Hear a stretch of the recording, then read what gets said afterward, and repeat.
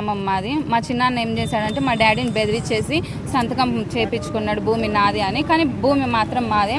మా బాబాయ్ సంతకం పెట్టించుకున్నాడు. మేము పోలీస్ స్టేషన్లో కేసు పెట్టాము. ఎంఆర్ఓ ఆఫీస్ దగ్గరికి చాలాసార్లు తిరిగినా కానీ మాకు ఎక్కడ న్యాయం జరగలేదండి. న్యాయం జరగలేదు. అందులోనూ ఎంఆర్ఓ ఆఫీస్లో మేడం ఏమంటున్నారంటే ఆయనకు కూడా రైట్స్ ఉన్నాయి అంటున్నారు. ఆయనకు రైట్స్ ఎట్లా వచ్చినాయో మాకు అర్థం కావట్లేదు. గంగుల అనే వ్యక్తికి రైట్స్ ఎట్లా వచ్చాయో అర్థం కావట్లేదు. ఆయన ఐపీ పెట్టినోడికి భూమి ఎట్లా వచ్చిందో ఫస్ట్ మాకు అది అర్థం కావట్లేదు అన్న. ఇంకొకటి ఏమవుతుందంటే అది మైనర్ వాళ్ళ పిల్లలు ఇద్దరు మైనర్ పిల్లలకి భూమి ఎట్లా ఎక్కించినారో అర్థం కావట్లేదు. అది ఒకటి మాకు తెలియాల్సి ఉంది. ఐపీ పెట్టినోడికి భూమి ఎట్లా రిజిస్ట్రేషన్ చేశారో ఎంఆర్ఓ గారు మాకు తెలియాలి అనుకుంటున్నాను నేను. ఇంకా పెద్దోళ్ళు ఎవరున్నా కానీ మాకు న్యాయం చేయాలనుకుంటున్నాం. మేము అందరం ఆడపిల్లలమే, మాకు ఆడపిల్లలే పుట్టారు. మా అమ్మకి బైపాస్ సర్జరీ అయింది. ఆయన గంగులయ్య వ్యక్తి ఏం చేస్తున్నాడంటే ఊరికి ఏదో ఒక కేసు పెట్టేసి మా మీద ఊరికి పోలీస్ స్టేషన్కి పిలిపించుకున్నారు. అది ఎందుకు పిలిపించుకున్నారు? సివిల్స్ ఇక్కడ జరగవన్నప్పుడు ఆయన ఎందుకు కేసు పెడుతున్నారు? మమ్మల్ని పోలీస్ స్టేషన్కి ఎందుకు పిలుస్తున్నారు మాకు అర్థం కావట్లేదు అన్న.